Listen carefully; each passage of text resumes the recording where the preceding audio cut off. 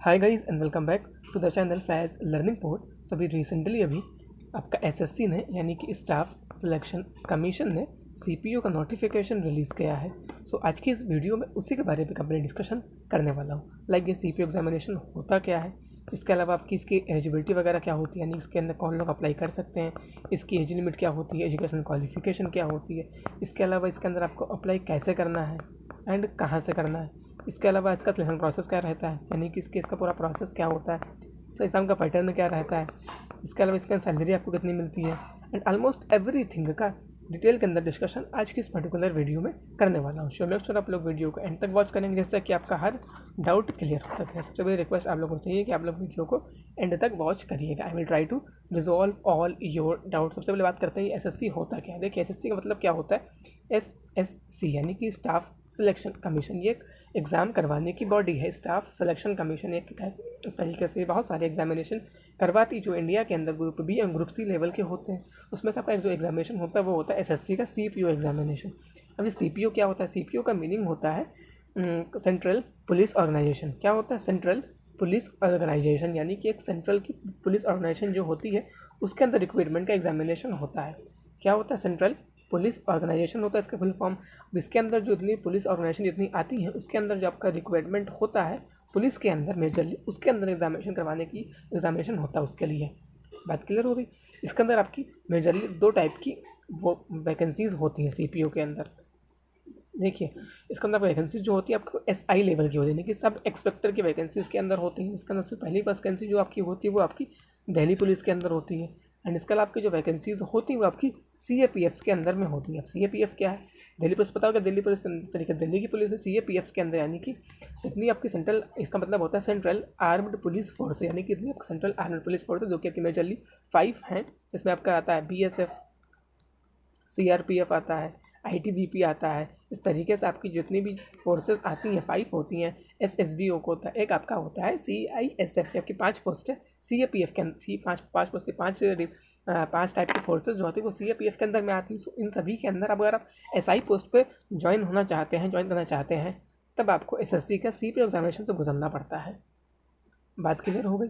तरीके जो पोस्ट होती है आपकी एसआई की, ये आपकी ऑफिसर लेवल की नहीं, आपकी ग्रुप बी लेवल की आपकी पोस्ट होती है। कौन सी? ग्रुप बी लेवल की जो आपकी ऑफिसर लेवल की पोस्ट होती है उसे बोलते हैं असिस्टेंट कमांडेंट। सीएपीएफ के अंदर जो पोस्ट होती है ऑफिसर लेवल की उसे बोलते हैं असिस्टेंट कमांड। उसका एग्जामिनेशन अलग होता है। ये आपका सीपीयू लेवल का, यानी कि एसआई की पोस्ट के ऊपर, सब एक्सपर्टर की पोस्ट के ऊपर एग्जामिनेशन, आपके उसकी पोस्ट के लिए आपका एग्जामिनेशन होता है जो कि एसएससी के द्वारा कंडक्ट करवाया जाता है। बात करें तो आई होप ये चीज़ आपको क्लियर हो गई होगी। अगर क्लियर होगी तो वीडियो को जो लाइक का बटन उसको दबा दीजिए ताकि वीडियो आपके लाइक वीडियो में ऐड हो सके। चलिए बात करते हैं इसके अलावा आपका इसका फॉर्म फिलिंग कब से स्टार्ट हो जाएगी, इसके जो डेट्स वगैरह क्या होने वाली हैं।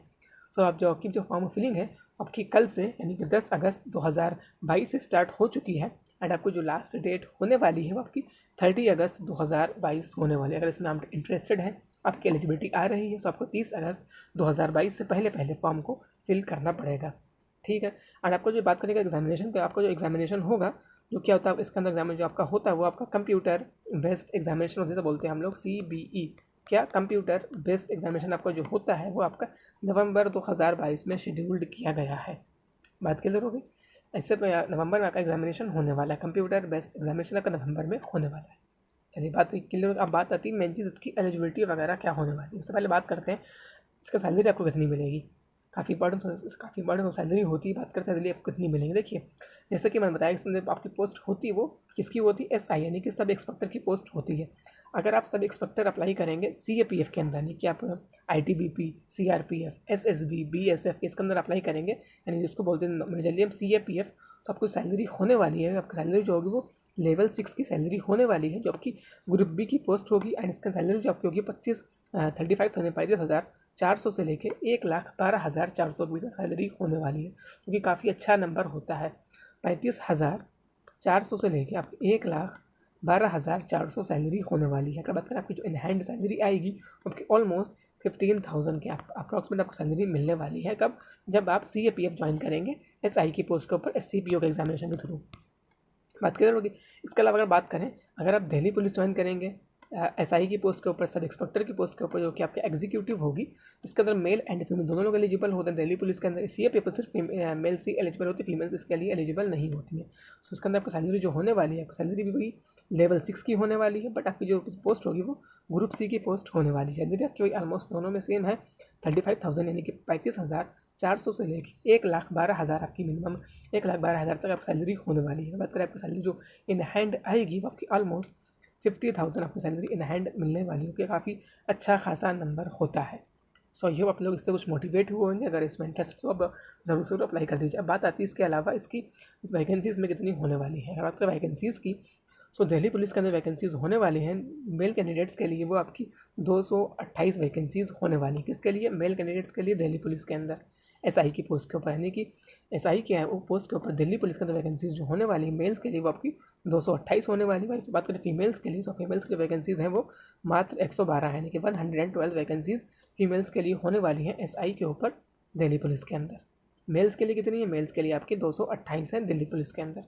बात कर जरूर भाई, बात करें अगर SI की पोस्ट के ऊपर आपकी CAPF के अंदर कितनी वैकेंसीज़ होने वाली हैं, आपकी जो SI की पोस्ट के ऊपर CAPF के अंदर वैकेंसीज़ होने वाली हैं वो आपकी 3,960 यानी कि ऑलमोस्ट 4,000 वैकेंसीज़ होने वाली, जो कि काफ़ी अच्छा खासा नंबर है। किसमें? CAPF में आपका SI की पोस्ट के ऊपर आप जाना चाहते हैं, सो आपको CAPF एग्जाम के थ्रू गुजरना पड़ेगा, तो उसका वैकेंसीज जो आपकी हैं वो 4,000 अप्रॉक्सीमेट वैकेंसीज, जो भी काफ़ी अच्छा नंबर होता है। अगर इसमें इंटरेस्ट है ज़रूर से ज़रूर अप्लाई कर दीजिए। देखिए यहाँ सब लिखा हुआ BSF में कितनी है, CISF में कितनी है, CRPF में कितनी है, ITBP के अंदर कितनी है, SSB के अंदर कितनी है वैकेंसीज, सभी के अंदर यहाँ टोटल नंबर लिख रखा है। कास्ट के अकॉर्डिंग में सबके पूरा सिस्टम लिख रखा है, यहाँ पर आप चेक कर सकते हैं अपनी कास्ट के अकॉर्डिंग भी। चलिए अगर बात करें इसके अलावा आपको अप्लाई कैसे करना है। अप्लाई करने के लिए आपको जाना पड़ेगा इनकी ऑफिशियल वेबसाइट के ऊपर। अब से पहले बात कर लेते हैं आपकी क्वालिफिकेशन एलिजिबिलिटी वगैरह क्या है। देखिए एलिजिबिलिटी के लिए आप सभी को पता है आपकी जो नेशनलिटी है वो इंडिया की हो, नेपाल की हो, भूटान, सभी में आप अप्लाई कर सकते हैं। मेजरली लोग इसमें इंडियन ही होंगे। इसके अलावा बात करें अगर आपकी एज लिमिट क्या होने वाली है, आपको जो एज लिमिट बताई गई है इसके अंदर आपकी जो एज काउंट होगी, बड़ी चीज़ आपकी एज जो है वो 1 जनवरी 2022 से काउंट होगी। अगर आप 1 जनवरी 2022 से 20 साल के हो चुके हैं या 25 साल से कम है तभी आप इसके लिए एलिजिबल होने वाले हैं। आपकी जो एज लिमिट इसके अंदर होने वाली है वो आपकी 20 से लेके 25 साल तक होने वाली है। यानी कि अगर आप 1 जनवरी 2022 से 20 साल के हो चुके हैं या 25 साल से कम है तभी आप इसके लिए अप्लाई कर सकते हैं। अगर बात करें DOB के टर्म में, डेट ऑफ बर्थ की टर्म के अंदर, अगर आपकी जो डेट ऑफ बर्थ है वो 2 जनवरी 1997 से लेके 1 जनवरी 2002 के बीच में आ रही है तब आप इसके लिए अप्लाई कर सकते हैं। बात क्लियर होगी कि कब से कब तक? 2 जनवरी 1997 से लेकर 1 जनवरी 2002 के बीच में आपकी डेट ऑफ बर्थ आनी चाहिए, तभी आप इसके लिए अप्लाई कर सकते हैं। इसके अलावा SC ST वालों को एज के अंदर 5 साल की छूट मिलती है, एंड इसके अलावा OBC को एज के अंदर 3 साल की छूट मिलती है। इसका भी आप बेनिफिट उठा सकते हैं 3 साल की OBC के लिए, एंड SC ST वालों को 5 ईयर्स की। ठीक, अब बात आती है इसके अलावा आपको इसके अंदर क्वालिफिकेशन क्या होगी। क्वालिफिकेशन बात करें अगर क्वालिफिकेशन की, सबकी जो एजुकेशन क्वालिफिकेशन बताई गई इसके अंदर, आपका एजुकेशन क्वालिफिकेशन के लिए आपके पास बैचलर डिग्री होनी चाहिए। किसी भी रिकॉग्नाइज्ड यूनिवर्सिटी से आपने बैचलर डिग्री ली रखी हो, चाहे आपने BSc करा हो, BTech किया हो, M.Tech किया, BA किया हो, कुछ भी किया हो, उससे मैटर नहीं, बट आपका पास बैचलर डिग्री आपकी होनी चाहिए कंप्लीट, यानी कि आपका जो ग्रेजुएशन है वो कंप्लीट होना चाहिए। ठीक है, अगर आपके पास जो बैचलर की डिग्री है वो आपके पास होने से भी आप इसके लिए अप्लाई कर पाएंगे। किसमें? CPO की पोस्ट के ऊपर, CPO की वैकेंसीज़ में। बात क्लियर होगी। क्वालिफिकेशन के बंद आती है, क्वालिफिकेशन आपके बैचलर डिग्री की रिक्वायरमेंट है कि आपका ग्रेजुएशन कंप्लीट होनी चाहिए तभी आप इसके लिए अप्लाई कर पाएंगे। अब बात आती है इसके अंदर आपको अप्लाई कैसे करना है, हाउ टू अप्लाई। देखिए अप्लाई करने के लिए आपको जाना पड़ेगा इनकी ऑफिशियल वेबसाइट के ऊपर, जो कि है ssc.nic.in। यह इनकी ऑफिशियल वेबसाइट्स के ऊपर जाकर आप इसे ईजिली ऑनलाइन अप्लाई कर पाएंगे। ठीक, इसके अलावा एक चीज़ यहाँ पे और क्लियरली मेंशन है, अगर आप दिल्ली पुलिस में अप्लाई करना चाहेंगे तो उसके लिए आपके पास वैलिड ड्राइविंग लाइसेंस भी होना चाहिए। मेल कैंडिडेट्स के लिए अगर आप दिल्ली पुलिस में SI की पोस्ट में अप्लाई करना चाहते हैं, सब इंस्पेक्टर की पोस्ट के अंदर दिल्ली पुलिस के अंदर, सो आपके पास क्या होना चाहिए? आपके पास ड्राइविंग लाइसेंस भी होना चाहिए।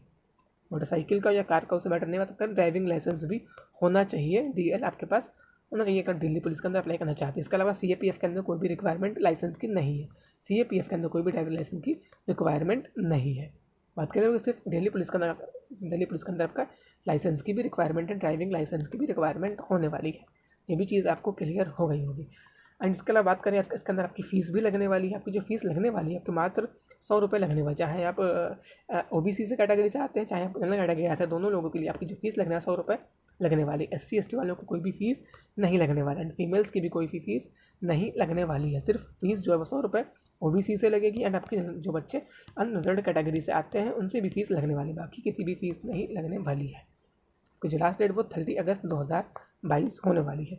अब आती है मेन चीज़, इसका सिलेक्शन प्रोसेस क्या होता है। देखिए अगस्त से बात करते हैं आपका एग्जाम का सेंटर की। आपको जो एग्जाम सेंटर पढ़ने वाले हैं वो आपको यूपी बिहार की बात करें, आपको यूपी के अंदर आगरा हुआ, बरेली हुआ, गोरखपुर, झांसी, कानपुर, लखनऊ, मेरठ, प्रयागराज, भागलपुर, वाराणसी, आपके पटना, सब आपके यूपी बिहार का सेंटर पढ़ सकते हैं एग्जाम सेंटर के।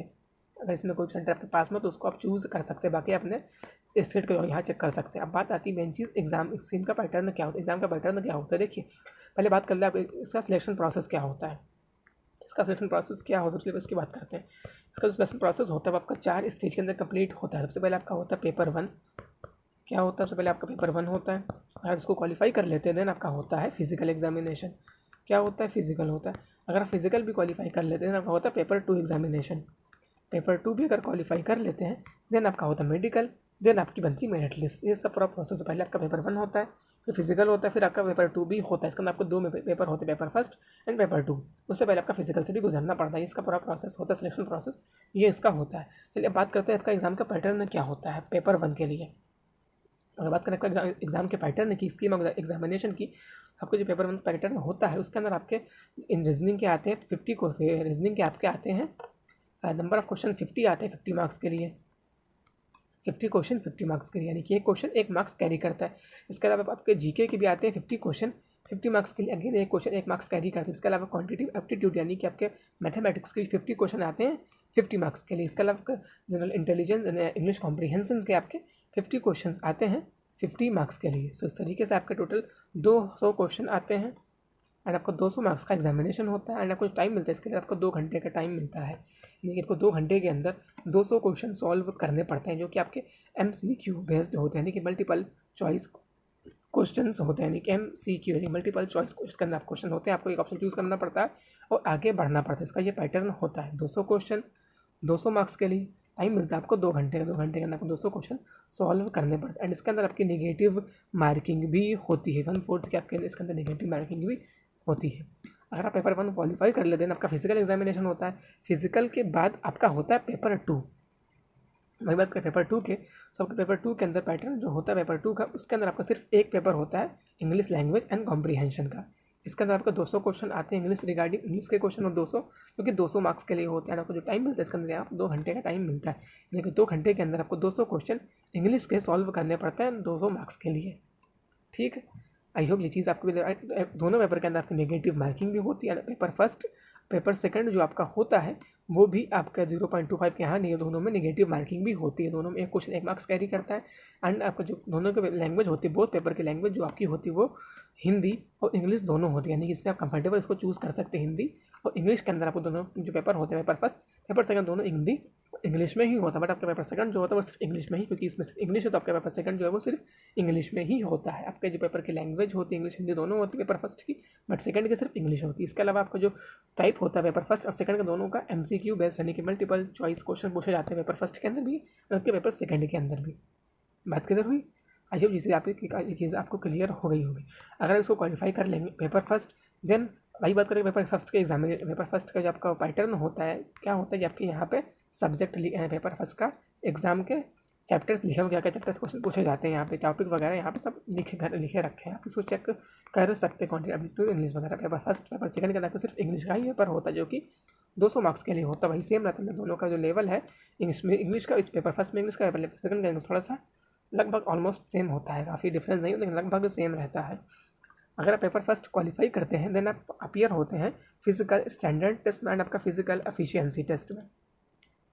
फिजिकल स्टैंडर्ड टेस्ट में फिजिकल एफिशिएंसी टेस्ट में फिजिकल स्टैंडर्ड टेस्ट में होता क्या है। अब बात करें फिजिकल स्टैंडर्ड टेस्ट की, तो फिजिकल स्टैंडर्ड टेस्ट में आपके हाइट वेट का मेजरमेंट होता है। आपकी जो हाइट रिक्वायर्ड इसके अंदर होती है आपकी 170 सेंटीमीटर की आपकी हाइट की रिक्वायरमेंट होती है। अगर आप मेल कैंडिडेट्स हैं तो मेल कैंडिडेट्स के लिए हाइट की जो रिक्वायरमेंट है वो 170 सेंटीमीटर आपके मेल कैंडिडेट्स के लिए हाइट की रिक्वायरमेंट होती है। ठीक, जो बच्चे हिली एरिया से आते हैं उनके लिए 165 यानी 545 सेंटीमीटर की छूट दे रखी। जो बच्चे गोरखा मराठा कश्मीर वगैरह से जो हिली एरिया से उनके लिए यहाँ पर हाइट की छूट दे रखी है। इसके अलावा फीमेल्स की हाइट बात करें, फीमेल्स की जो हाइट की रिक्वायरमेंट है आपकी 157 सेंटीमीटर होती है ओनली। कितनी? 157 सेंटीमीटर फीमेल्स की हाइट की रिक्वायरमेंट होती है। चेस्ट की 80 सेंटीमीटर 85 एक्सपेंड करने के बाद फीमेल्स को चेस्ट की रिक्वायरमेंट होती नहीं है, बट ये आपका चेस्ट की जो 80 से 85 तक चेस्ट की रिक्वायरमेंट होती है। अगर आप फिजिकल यानी कि इसमें क्वालिफाई कर लेते हैं पीएसटी के अंदर, एंड आपका वेट मेजरमेंट भी होता है। वेट मेजरमेंट में आपका जो हाइट है वो आपका हाइट के अकॉर्डिंग आपका वेट होना चाहिए। उसके बाद आपका होता है फिजिकल इफिशियंसी यानी फिजिकल इंड्योरेंस टेस्ट, जिससे बोलते हैं पीईटी। इसके अंदर होता क्या है, मेल कैंडिडेट्स के लिए आपकी जो सबसे पहले रनिंग होती है, रेस होती है 100 मीटर की, जो कि आपको 1600 सेकंड के अंदर 16 सेकंड के अंदर कंप्लीट करनी पड़ती है। आपको जो रनिंग होती है, रेस होती है, वो आपकी 100 मीटर की रेस होती है, आपको 16 सेकंड के अंदर कंप्लीट करनी पड़ती है। उसके बाद आपकी 1.6 किलोमीटर की रनिंग होती है, जो कि आपको 6.5 मिनट के अंदर कंप्लीट करनी पड़ती है। ठीक, उसका आपकी लॉन्ग जंप होती है, जो कि आपकी 3.65 मीटर की लॉन्ग जंप होती है, कि आपको 3 चांस मिलते हैं इसके लॉन्ग जंप के लिए। इसके अलावा आपके हाई जंप भी इसके अंदर होती है, कि आपकी 1.2 मीटर की हाई जंप होती है, इसके अंदर आपको 3 चांस मिलते हैं। इसके अंदर आपका शॉर्ट पुट भी होता है, जो कि 4.5 मीटर का होता है, इसके अंदर आपको 3 चांस मिलते हैं। सबको मेल कैंडिडेट्स के लिए इसका फिजिकल का पूरा क्राइटेरिया होता है। सबसे पहले आपकी रेस होगी 100 मीटर की, जो कि आपको 16 सेकंड में कंप्लीट करनी पड़ेगी। उसके बाद 1.6 किलोमीटर की होगी, जो कि आपको 6.5 मिनट में कंप्लीट करनी पड़ेगी। इसके अलावा आपकी लॉन्ग जंप होगी, हाई जंप होगी, और आपका शॉर्ट पुट होगा, जो आपका मेल कैंडिडेट्स के लिए। वही बात है फीमेल्स के लिए, तो फीमेल्स की जो रेस होती है 100 मीटर की रेस होती है, जो कि उन्हें 18 सेकंड के अंदर कंप्लीट करनी पड़ती है 100 मीटर की रेस फीमेल्स के लिए। वहीं बात करें 800 मीटर, उनके लिए एक रेस और होती है, जो कि आपकी 800 मीटर की होती है, जो कि फीमेल्स को 4 मिनट के अंदर कंप्लीट करनी पड़ती है। उसके अलावा उनकी लॉन्ग जंप होती है 2.7 मीटर की, जो कि 3 चांस मिलते हैं। एंड आपकी हाई जंप होती है फीमेल्स के लिए, जो कि 0.9 मीटर की होती है, उनके मिलते 3 चांस मिलते हैं। इसके अंदर आपका शॉर्ट पुट नहीं होती, आपका फीमेल्स का क्राइटेरिया हो गया। आई होप जो भी चीज़ें आपको क्लियर हो गई होंगी। क्लियर हुई बात? तो इसके अलावा बात करते हैं मेडिकल स्टैंडर्ड। मेडिकल में आप सभी पता है आपका हाइट वेट चेक कराता है, आपका आई साइट बिल्कुल ठीक होना चाहिए। चश्मा इसमें अलाउड होता है, 6/9 तक ही अलाउड है, और आइस जो है वो 6/9 तक ही है, ज़्यादा इसमें है नहीं। ये आपका इसका पूरा प्रोसेस होता है। ठीक, आई होप ये चीज़ें आपको अब हर चीज़ अब क्लियर हो गई होगी। अब बात आती है इसके अलावा आपको इसके लिए प्रिपरेशन कैसी करनी चाहिए। आपके बात डॉक्यूमेंट्स की, आपको डॉक्यूमेंट्स की रिक्वायरमेंट है, आपका आधार कार्ड, आपकी 10th की मार्कशीट, 12th की मार्कशीट, सब डॉक्यूमेंट लगने वाले। सबसे पहले आपका आधार कार्ड लगेगा, उसके बाद आपको 10th की मार्कशीट लगने वाली है, आपकी 12th की मार्कशीट, आपकी डिग्री सर्टिफिकेट, आपके सब डॉक्यूमेंट्स की रिक्वायरमेंट होने। अगर आप SC ST या OBC से आते हो, आपका कास्ट सर्टिफिकेट भी लगने वाला है। सो इन सब डॉक्यूमेंट आपके पास है, तो उसमें इन सब के डॉक्यूमेंट्स को नीड पड़ना है। आपकी जो फोटो है, फोटो की भी इसका नीड पड़ती है। आपकी जो फोटो वो रिसेंट में ही खिंची होनी चाहिए था, ओल्ड फोटो रिक्वायर्ड में इसमें नहीं चाहिए होती। आपकी फ़ोटो रिसेंट में खिंची होनी चाहिए, तभी इसमें एप्लीकेबल होगी। सो ये आपका पूरा प्रोसेस मैंने आपको क्लियर कर दिया। अब आती मेन चीज़, आपको इसके लिए प्रिपरेशन कैसी करनी चाहिए। देखिए, इसको प्रिपरेशन करने के लिए आपके पास कई प्लेटफॉर्म हैं, but I will suggest you to use textbook.com। Because text में होता क्या है, आपको सिंपली आप यहाँ से आप यहाँ से किसी भी ग्राम की प्रिपरेशन कर सकते हैं। यहाँ इनके कोर्सेज़ भी होते हैं, आप उस कोर्सेज़ में इनरोल कर सकते हैं। एंड इसके अलावा आप यहाँ से मॉक टेस्ट भी लगा सकते हैं। अगर आप जिनके कोर्स में इनरोल करना चाहते हैं, अगर आप कूपन कोड यूज़ करते हैं कोर्सेज़ में इनरोल होने के लिए H6XVHN, देन आपको जो है कोर्सेज़ में 10% का ऑफ मिल जाएगा। अगर आप इसमें इंटरेस्टेड हैं, इनके भी कोर्स लॉन्च किया गया है इन्होंने टेक्स्ट बुक ने CPO के लिए, तो उसको ज्वाइन कर सकते हैं। अभी रिसेंट में लॉन्च किया गया है, उसको आप ज्वाइन कर सकते हैं। इस कोड का यूज़ करने पे आपको 10% डिस्काउंट देखने को मिल जाएगा। इसके अलावा मॉक टेस्ट के थ्रू भी प्रिपरेशन कर सकते हैं। टेक्स्ट बुक में होता क्या है, सिंपली आपको यहाँ से एक पास परचेज करना पड़ता है 3 महीने के लिए, 6 महीने के लिए, 1 साल के लिए। उसके थ्रू होता क्या, आप यहाँ से हज़ारों मॉक टेस्ट लगा सकते हैं। किसी भी यहाँ से आप 470 एग्जाम की प्रिपरेशन कर सकते हैं, 470 प्लस एग्जाम की प्रिपरेशन यहाँ से सिंपली आप कर सकते हैं। जो उसका टेक्स्ट बुक के प्राइस की प्राइस जो होती है, वो आपकी नॉर्मली 1 साल की जो प्राइस होती है, आपकी नॉर्मली 399 रुपीज़ प्राइस होती है टेक्स्ट बुक के 1 साल की प्राइस। अगर आप कूपन कोड यूज़ करते हैं H6XVHN, देन आपको जो प्राइस है वो 339 रुपीज़ हो जाता है, यानी कि आपको ऑलमोस्ट 15% का डिस्काउंट देखने को मिल जाता है। अगर इसमें इंटरेस्टेड है, प्रिपरेशन कर रहे हैं किसी भी एग्जामिनेशन के, तो आप टेक्स्ट बुक का पास ज़रूर से परचेज कर लीजिएगा, क्योंकि विदाउट मॉक टेस्ट आपकी प्रिपरेशन अधूरी मानी जाती है। सो उसको परचेज कर लीजिएगा। एंड इसके अलावा यहाँ से अपन प्रिपरेशन को एक नया बूस्ट दे सकते हैं। सो आई होप ये चीज़ भी आपको क्लियर हो गई हो। अब बात सो आई होप आपको हर चीज़ क्लियर हो गई हो। क्या आपने वीडियो को लाइक भी कर दिया? अगर आपने वीडियो को लाइक नहीं किया तो अभी तक वीडियो को लाइक कर दीजिए, और अपने दोस्तों के साथ वीडियो को शेयर कर दीजिए। जिन लोगों को पता नहीं CPO एग्जाम होता क्या, उनके साथ वीडियो को ज़रूर शेयर करें, ताकि वो लोग भी इसमें इंटरेस्टेड तो अप्लाई कर सकें। एंड अगर आपके मन में कोई डाउट बन रहा है तो मुझे कमेंट्स में लिख के बताइए, I will try to resolve all your doubts. इसके अलावा अगर चैनल पहली बार चैनल पे आए तो उसको सब्सक्राइब करके बेल आइकन प्रेस कर लीजिए, क्योंकि मैं आपको इस तरीके से वीडियोस प्रोवाइड करवाता रहता हूँ, जो कि आपके लिए काफ़ी हेल्पफुल होते हैं। अगर आप बेल आइकन प्रेस कर लें तो आपको वीडियो नोटिफिकेशन मिस नहीं होगा। सो फिर मिलते हैं नेक्स्ट वीडियो में, तब तक के लिए goodbye and see you in the next video.